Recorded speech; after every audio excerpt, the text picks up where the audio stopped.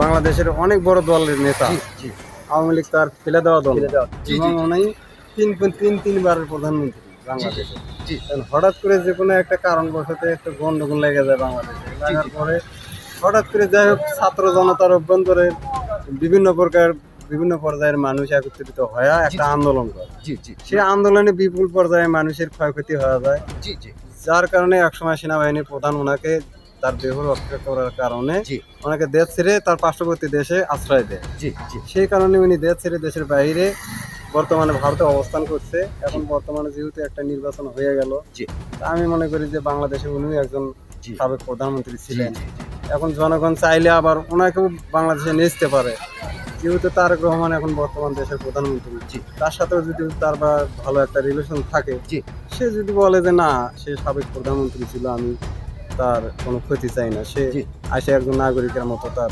জন্মস্থানে থাকবে, জি এই ব্যাপারে সে থাকতে পারে, তাই নাকি ভাই? জি, জি, যেহেতু সে একজন বাংলাদেশের অনেক বড় দলের নেতা। জি জি আওয়ামী লীগ তার ফেলে দেওয়া দল ফেলে দেওয়া দল। নাকি? আমি এটুকুই জানি।